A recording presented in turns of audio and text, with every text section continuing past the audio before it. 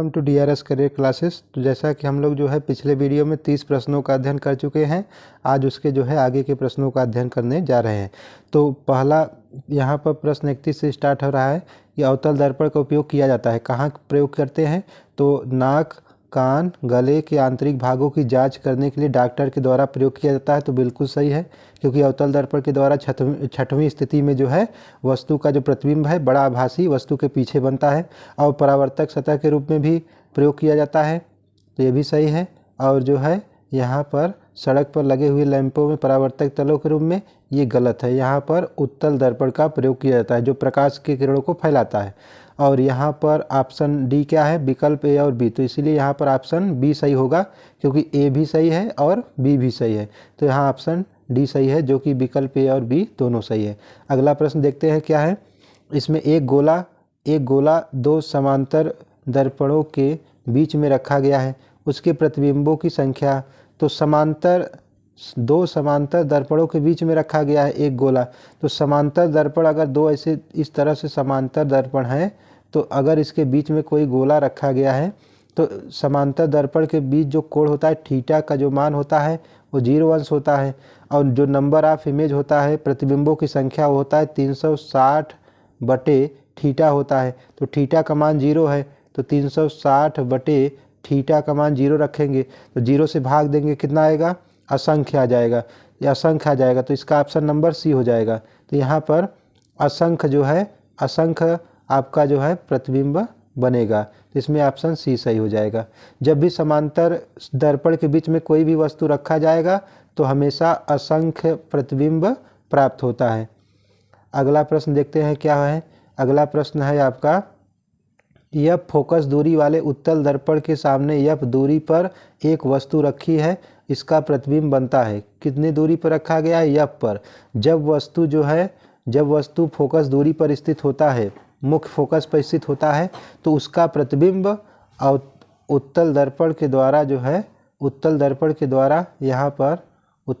के द्वारा तो इस प्रश्न में यहाँ पर जो उत्तल दर्पण लिखा गया है, तो यहाँ पर आपका अवतल दर्पण होना चाहिए था। तो अवतल दर्पण के मुख्य फोकस पर वस्तु जब रहता है तो उसका प्रतिबिंब जो है अनंत पर बनता है। यहाँ पर अवतल दर्पण होना चाहिए था प्रश्न में, जो कि मिस्टेक से यहाँ उत्तल दर्पण लिखा गया। तो अगला प्रश्न है कि श्वेत प्रकाश में रंग होते हैं। तो श्वेत मतलब यहाँ पर वाइट, सफ़ेद रंग। तो जो सूर्य की रोशनी होती है, तो सूर्य की जो रोशनी होती है उसे श्वेत प्रकाश कहते हैं। सूर्य की रोशनी को श्वेत प्रकाश कहते हैं। तो यहाँ पर इसमें कितने रंग होते हैं? 7 रंग होते हैं। इस विबग्योर या बैगनी पिनाला के नाम से याद रखते हैं, 7 रंग होते हैं। और अगला प्रश्न है, जो वस्तुएं सभी रंगों को परावर्तित कर देती हैं उनका रंग होता है। जो वस्तु सभी रंग को अगर परावर्तित कर रहा है तो वो हमेशा जो है कैसा रंग हो जाएगा? सफ़ेद रंग, श्वेत रंग होगा। ऑप्शन ए सही है। और अगर पूरा रंग अवशोषित कर लेता तब वो काला रंग हो जाता। तो यहाँ पर परावर्तित करेगा सभी रंगों को, तो कैसा रंग होगा? वो जो है सफ़ेद रंग। तो अगला प्रश्न है कि जो वस्तुएं सभी रंगों को क्या कर रहा है, यहाँ पर देखिए आप पूछा गया है अवशोषित कर लेता है, तब वो कैसा हो जाएगा? वो जो है काला रंग हो जाएगा अगर पूरा अवशोषित करता है। और उत्सर्जित करेगा सभी रंगों को, परावर्तित करेगा तब वो सफ़ेद रंग, परावर्तित करेगा सफ़ेद रंग, अवशोषित करेगा तब काला रंग होता है। तो अगला प्रश्न है कि द्रव में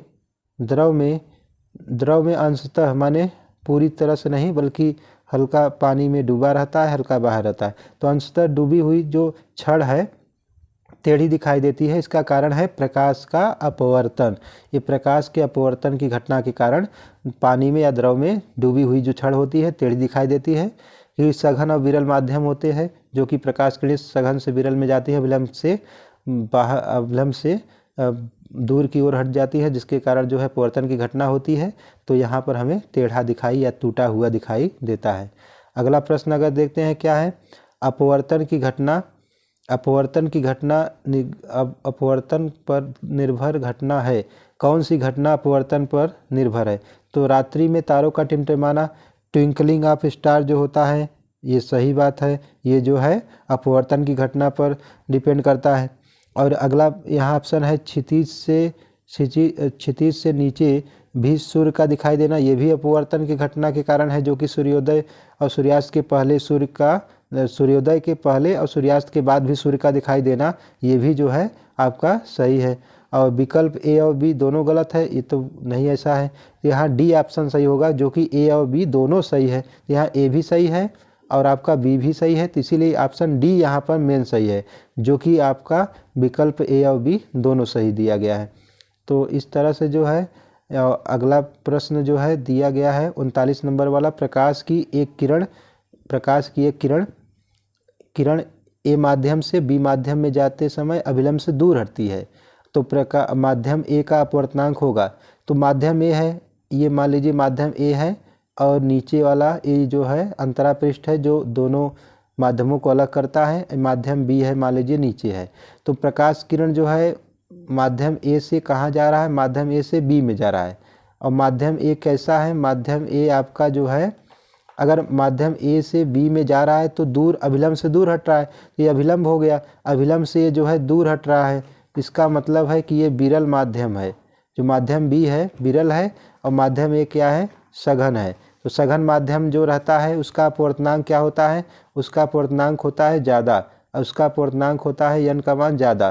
तो और जो a का मान होगा इसका अपवर्तनांक जो है ज़्यादा होता है, तो इसीलिए जो है यहाँ पर इसका जो है जवाब जो होगा, तो यहाँ पर क्या होगा, a का अपवर्तनांक ज़्यादा होगा, b का अपवर्तनांक कम होगा। तो पूछा है कि माध्यम a का अपवर्तनांक क्या होगा, b से ज़्यादा होगा, तो a का अपवर्तनांक b से अधिक होगा, क्योंकि a सघन माध्यम है और b आपका विरल माध्यम है। तो सघन माध्यम का अपवर्तनांक अधिक होता है, और सघन माध्यम से प्रकाश विरल माध्यम में जाता है तो अपने अभिलंब से दूर हट जाता है, इसलिए आपका ऑप्शन ए सही होगा। और अगला प्रश्न है कि जब प्रकाश की किरण जो है दो समांगी पारदर्शक माध्यमों को अलग करने वाले तल पर एक तिरछी पड़ती है तो वह अपने मार्ग से विचलित हो जाती है, इस घटना को क्या कहते हैं? इस घटना को कहते हैं प्रकाश का अपवर्तन। तो प्रकाश का अपवर्तन होता है कि जब प्रकाश की किरण सघन माध्यम से विरल माध्यम में जाती है तो अभिलंब से दूर हटती है, विरल माध्यम से सघन माध्यम में जाती हैं तब अभिलंब की तरफ मुड़ती हैं। अगर वो लंबवत आपतित होती हैं, किसी माध्यम में लंबवत आपतित होती हैं 90 अंश पर, तब बिना विचलित हुए सीधे बाहर निकल जाती हैं, तब अपवर्तन की घटना नहीं होता है। लंबवत की जो है स्थिति में अपवर्तन की घटना नहीं होता है। तो आगे बढ़ते हैं अगले प्रश्न पर। अगला प्रश्न आपका है अपवर्तन कोण का मान निर्भर करता है। अपवर्तन कोण का मान आपतन कोण पर भी निर्भर करता है, पहले माध्यम पर भी निर्भर करता है, दूसरे माध्यम पर भी निर्भर करता है। तो ए भी सही है, बी और सी सही है, तो यहाँ पर दिया है इसमें से सभी, तो इसीलिए आपका ऑप्शन डी सही हो जाएगा, जो कि इसमें से सभी होगा। अगला प्रश्न है अपवर्तन की क्रिया में प्रकाश की, देखिए अपवर्तन की प्रक्रिया में जो है प्रकाश की चाल बदल जाती है, इसमें लिखा है नहीं बदलती, तो गलत है। और उसके बाद पूछा है तरंग दैर्ध्य की तीव्रता नहीं बदलती, ये भी बदल जाती है, जो कि इसमें लिखा है नहीं बदलती, ये भी गलत है। आवृत्ति बदल जाती है, जो कि जो है आवृत्ति बदल जाती है, ये आपका गलत है, आवृत्ति उसका नहीं बदलता, तो इसीलिए यहाँ पर ऑप्शन आपका सी हो जाएगा। और यहाँ पर ऑप्शन इसमें डी सही होगा, क्योंकि इसमें उपरोक्त सभी क्या है, सभी असत्य है, क्योंकि आवृत्ति यहाँ पर, तो यहाँ पर इसमें जो है ऑप्शन डी सही होगा, क्योंकि इसमें सभी गलत दिया गया है।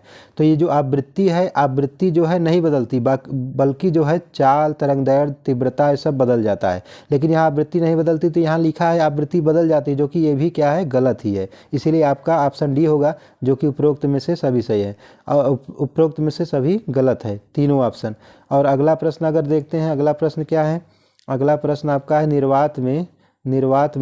निर्वात में प्रकाश की चाल दिया गया है 3 × 10⁸ मीटर प्रति सेकंड है, अपवर्तनांक वाले माध्यम में उसकी चाल क्या होगा? कौन सा अपवर्तनांक कितना मान है? 1.5 है। तो सूत्र होता है किसी माध्यम में प्रकाश की चाल बराबर निर्वात में प्रकाश की चाल बटे उस माध्यम का अपवर्तनांक। तो यहाँ सी का मान दिया है वही 3 × 10⁸ मीटर प्रति सेकेंड, और आपका एन का मान दिया 1.5, तो ये 1.5 दूनी 3, तो यहाँ 2 × 10⁸ मीटर प्रति सेकेंड आपका आंसर आ गया। तो ऑप्शन डी जो है 2 × 10⁸ मीटर प्रति सेकेंड है। तो ये फार्मूला है जो कि आपको याद रखना चाहिए। जो माध्यम में प्रकाश की चाल, ये आपका माध्यम का अपवर्तनांक, ये जो निर्वात में प्रकाश की चाल होता है। अगला है प्रश्न यहाँ पर लेंस की मुख्य अक्ष पर स्थित वह बिंदु जिससे गुजरने वाली प्रकाश की किरण बिना विचलित हुए सीधे लेंस से पार निकल जाती हैं, तो इससे कहते हैं पतले लेंस का वो क्या होता है, उसे कहते हैं प्रकाशिक केंद्र, ऑप्टिकल सेंटर, जिसे ओ से प्रदर्शित करते हैं। यहाँ से जैसे ये लेंस है आपका उत्तल लेंस, यहाँ प्रकाशिक केंद्र होता है। जब प्रकाश किरणें यहाँ से होकर गुजरती हैं तो बिना विचलित हुए सीधे बाहर निकल जाती हैं। इसी को हम लोग कहते हैं लेंस का क्या है, प्रकाशिक केंद्र ओ होता है। तो आपका ऑप्शन क्या हो जाएगा, डी ऑप्शन सही हो जाएगा। फिर आगे बढ़ते हैं, क्या है, एक लेंस के आर पार, एक लेंस के जो है एक लेंस के आर पार देखने पर दूर का एक पेड़ जो है सीधा छोटा दिखाई देता है, तो वह लेंस कैसा है, सीधा और छोटा प्रतिबिंब बन रहा है और आभासी भी बनता है, आभासी। तो ये कौन सा लेंस होता है, ये आपका होता है, ये उत्तल लेंस होता है। उत्तल लेंस में क्या होता है कि आपका जो प्रतिबिंब है छोटा बनता है, सीधा बनता है और आभासी बनता है। तो अगले प्रश्न में बढ़ते हैं 46 नंबर प्रश्न पर। तो 46 नंबर जो प्रश्न है इसमें आपका दिया है, सूत्र दिया है 1/v बराबर 1/u माइनस 1/u बराबर 1/f। तो ये फार्मूला लेंस सूत्र कहलाता है, इसे कहते हैं लेंस सूत्र। लेंस सूत्र है जो कि उत्तल लेंस के लिए भी सही है, अवतल लेंस के लिए भी सही है। तो इसलिए यहाँ पर ऑप्शन होगा आपका विकल्प सी, जो कि आपका होना चाहिए ए और बी दोनों के लिए सही है। और अगले प्रश्न पर क्या बढ़ते हैं कि यहाँ पर लिखा है एक लेंस की फोकस दूरी 20 सेमी है और उसकी क्षमता बताइए। तो P बराबर होता है 100/f। लेंस की क्षमता P बराबर होता है 100/f। f किस में हो, सेंटीमीटर में हो। तो यहाँ पर 100/f का मान दिया है कितना, 20 सेंटीमीटर, जो कि 100/20 कटा देंगे, कितना आएगा, 20×5 100, 5। तो यहाँ पर ये जो P आया लेंस की क्षमता 5 डायोप्टर, इसका मात्रक होता है डायोप्टर, D से दिखाते हैं। तो 5 डायोप्टर जो है इसका आंसर हो गया। तो यहाँ पर लिखा है 5 डायोप्टर। P का मान धनात्मक आता तो उत्तल लेंस होता, P का मान ऋणात्मक आता तो अवतल लेंस होता। तो यहाँ पर आगे प्रश्नों पर बढ़ते हैं कि 48 नंबर प्रश्न पर ये क्या है, धूप के चश्मों में, जो धूप के जो चश्मे होते हैं उसकी जो क्षमता होती है, उसका क्षमता क्या होती है, 0 होती है। तो आपका पहला ऑप्शन सही है। क्यों, क्योंकि यहाँ पर इसकी फोकस दूरी क्या होती है, इसकी फोकस दूरी अनंत होती है, फोकस दूरी अनंत होती है, फोकस दूरी अनंत होती है, और इसीलिए इसकी क्षमता जो P होता है वो 0 होता है। तो आपका ऑप्शन ए सही है। और अगला प्रश्न है, संयुक्त सूक्ष्मदर्शी में आवर्धन क्षमता अधिक होती है और जबकि नेत्रिका लेंस की फोकस दूरी क्या होती है, नेत्रिका लेंस की फोकस दूरी अधिक होती है। तो ऑप्शन बी सही है इसमें। आगे प्रश्न में बढ़ते हैं, क्वेश्चन नंबर 50 है। तो क्वेश्चन नंबर 50 क्या है, अवतल लेंस द्वारा उपचार होता है। अवतल लेंस से कौन से दृष्टि दोष का निवारण करते हैं। तो इसमें पहला निकट, दूसरा दूर, तीसरा है वड़ानुता, चौथा है आपका ऑप्शन निकट और दूर दृष्टि दोष दोनों। तो यहाँ पर नीय पढ़ने पर यहाँ पर अवतल लेंस आता है, तो इसीलिए निकट दृष्टि दोष में आपका अवतल लेंस जो है चश्मे में लगाया जाता है। इस दृष्टि दोष के निवारण के लिए, निकट दृष्टि दोष के निवारण के लिए चश्मे में उचित फोकस दूरी का अवतल लेंस का प्रयोग किया जाता है। दूर दृष्टि दोष होता तो उत्तल लेंस, अवड़नता तो लाइलाज होता है, इसका कोई भी जो है इलाज नहीं है, इसके लिए कोई भी जो है लेंस का प्रयोग नहीं होता है। और ये जो है निकट और दृष्टि दोष और दूर दृष्टि दोनों के लिए जो है बाई फोकल लेंस होता है, द्विफोक्सी लेंस प्रयोग किया जाता है, जो कि जरा दृष्टि दोष में होता है, जो बुजुर्गों में ज़्यादातर होता है। अगला प्रश्न है, मनुष्य की आँख वस्तु का प्रतिबिंब आँख के भाग पर बनता है। तो यहाँ पर पूछा है कि मनुष्य की आँख में जो किसी वस्तु का प्रतिबिंब है वो कहाँ बनता है। तो आपके जो है किस जगह बनता है, रेटिना पर। रेटिना को दृष्टिपटल कहते हैं। यहाँ पर वस्तु का आभासी वाव, ये ट्रिक है, वाव का मतलब वास्तविक बनता है और उसे उल्टा बनता है। तो रेटिना पर, दृष्टिपटल पर प्रतिबिंब जो है वास्तविक और उल्टा बनता है। और अगला प्रश्न आपका है, अगला प्रश्न है, ये लास्ट प्रश्न है। तो इसमें क्या है, विभिन्न दूरी पर स्थित वस्तुओं के प्रतिबिंब को फोकस करने के लिए आँख के लेंस की फोकस दूरी परिवर्तित करती है। ये जो है हमारे नेत्र में सिलियरी मांसपेशियाँ, जो पश्चमाभी मांसपेशियाँ होती हैं, यही मांसपेशियाँ आपके जो है कोई भी वस्तु दूर या पास होती हैं उसको देखने के लिए आँख जो है इस प्रकार समंजन करता है कि वह कहीं भी वस्तु दूर हो या नज़दीक हो उसकी फोकस दूरी को बढ़ा घटाकर सिलियरी मांसपेशियाँ इस तरह व्यवस्थित करती हैं कि उसका प्रतिबिंब हमेशा कहाँ पर बने, रेटिना पर ही बने। तो इसलिए आपका ऑप्शन इसमें भी सही होता है। तो उम्मीद करते हैं आपको ये जो है ये जो क्वेश्चन कराया गया है वो बहुत अच्छे समझ में आया होगा। तो थैंक यू सो मच।